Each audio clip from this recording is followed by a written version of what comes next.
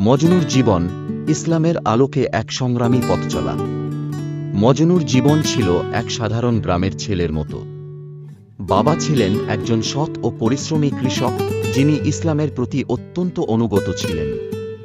5 ওয়াক্ত নামাজ আদায় করতেন, কুরআন তিলাওয়াত করতেন এবং ছেলেকে ইসলামের পথে চালিত করতেন।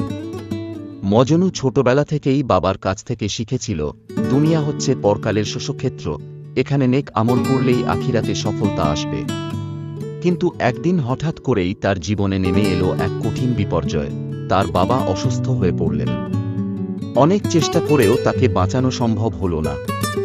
বাবা দুনিয়া থেকে চিরবিদায় নিলেন, রেখে গেলেন এক কঠিন বাস্তবতা। পরীক্ষার শুরু, ধৈর্যের দৃষ্টান্ত। বাবার মৃত্যুর পর মজনুর কাঁধে পড়ল পরিবারের দায়িত্ব। মা, ছোট ভাইবোনদের ভরণ পোষণের জন্য তাকে কঠোর পরিশ্রম করতে হল। কিন্তু এই কঠিন সময়েও সে ইসলামের পথ থেকে বিচ্যুত হয়নি। সে মনে করত, আল্লাহ বলেন, নিশ্চয়ই কষ্টের পর স্বস্তি আসে। সূরা আল-ইনশিরাহ 6। অনেকেই তাকে বলেছিল, এত কষ্ট করে কি হবে? বেশি টাকা কামানোর জন্য বিদেশে চলে যাও। কিন্তু মজনু উত্তর দিত, রিজিক তো আল্লাহই নির্ধারণ করেন। আমি হারাম পথে যাব না, বরং হালাল উপায়ে পরিশ্রম করব। সৎ উপার্জন ও ইসলামের পথে চলা। মজনু বাবার রেখে যাওয়া ছোট্ট জমিতে কৃষিকাজ শুরু করল। কিন্তু সে শুধু নিজের জন্য চাষ করত না, বরং গ্রামের গরিব মানুষদেরও সাহায্য করত। ফসল কাটার সময় সে কিছু অংশ সদকা করত, কারণ সে জানত, রাসূলুল্লাহ সাল্লাল্লাহু আলাইহি ওয়াসাল্লাম বলেছেন, সদকা সম্পদ কমায় না, বরং বৃদ্ধি করে। মুসলিম হাদিস 2588। বছরের পর বছর কেটে গেল, মজনু দিন ও দুনিয়ার ভারসাম্য বজায় রেখে চলছিল।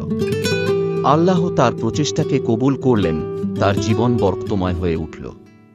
সে শুধু একজন সফল কৃষকই হল না, বরং একজন সৎ ও নেককার ব্যক্তি হিসেবে পরিচিত হল। একদিন এক তরুণ এসে তাকে বলল, ভাই, আপনার জীবন দেখে আমি অনুপ্রাণিত হয়েছি।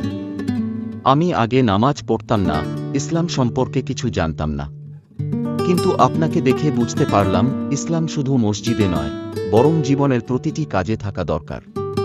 মজনু হাসল এবং বলল, আলহামদুলিল্লাহ, আমি তো শুধু চেষ্টা করেছি। হেদায়েত তো আল্লাহই দেন।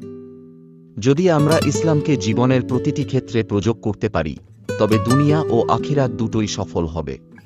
শেষ কথা, মজনুর জীবন আমাদের শেখায়, দুঃখ কষ্ট আসবে, পরীক্ষা আসবে, কিন্তু ধৈর্য ও ইসলামের পথ ধরে এগিয়ে গেলে আল্লাহ অবশ্যই সফলতা দেন।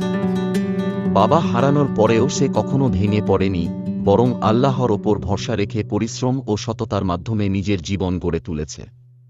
আল্লাহ আমাদের সবাইকে মজনুর মতো ঈমানদার, ধৈর্যশীল ও নেক আমলকারী বানান। আমিন।